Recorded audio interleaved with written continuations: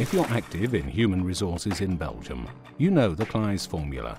The Claeys formula calculates the length of the notice period of employees. The formula was first launched by attorney Thierry Claeys in 1973. In the beginning of 2008, it has been updated for the 7th time. The formula is not a law or regulation. Belgian law stipulates that for employees with salaries above a certain level, the notice period is determined by mutual agreement of the employer and employee at the time of dismissal. If the parties don't come to an agreement, the judge takes the decision. The judges have broad discretion. They take their decision on the basis of the length of the service, the age, the remuneration, and the function of the white collar.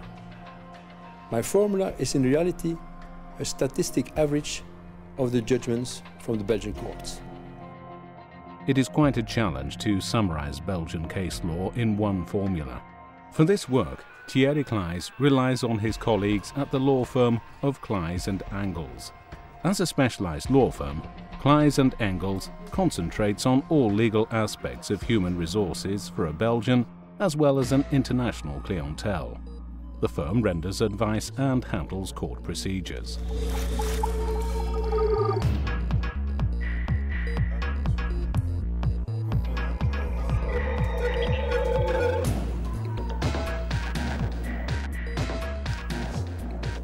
To develop a reliable formula, we have to examine a large amount of judgments. What we did, we contacted all the presidents of the labor courts and they gave us access to their most recent judgments. We gathered decisions from labor tribunals in first degree, as well as from labor courts of appeal. Those data have been integrated in a large database. For this new version, we have collected 2,591 relevant judgments from all over the country, pronounced between mid-2003 and mid-2007.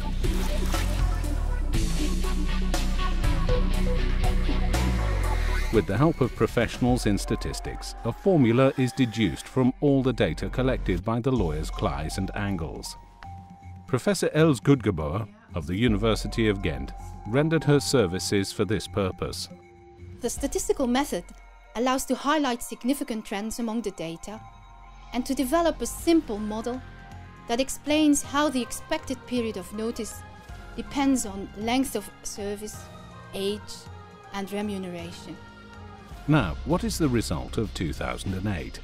The 2008 formula is as follows: 0.87 multiplied by length of service plus 0.06 multiplied by age plus 0.37 multiplied by remuneration divided by 1000 minus 1.45.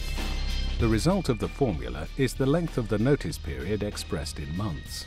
If the employer doesn't give a notice period or too short a notice period, the employee can claim an indemnity equal to his remuneration and benefits for the missing months. For the first time, a special formula has been developed for the employees with a remuneration higher than €120,000. The effect of remuneration showed a significant trend change at the level of €120,000. In the formula for employees with a remuneration higher than €120,000, the remuneration element is given less weight in the result. 0.87 multiplied by length of service plus 0.06 multiplied by age plus 0.029 multiplied by remuneration divided by 1000 minus 1.45. But how reliable is this formula now? Can an employer or an employee rely on the fact that the result of the formula reflects the result you can get in front of a court? The formula gives a quite accurate idea of the average granted period of notice over the past 5 years. Individual periods of notice can of course deviate from this average. We estimate that 80% of these deviations is less than 2 months. For the first time, we have also analyzed separately the results coming from tribunal or from court. It follows that the Labour Tribunal of Turnhout applies the most faithfully the formula. The only area where we clearly diverges of the formula is Leuven, where the periods of notice are systematically lower. Now that the new Claeys formula is known, the work really starts for the attorneys of Claeys and Angles. Indeed, the formula is not a law, and there is still a lot of negotiation and litigation going on about individual and collective dismissals.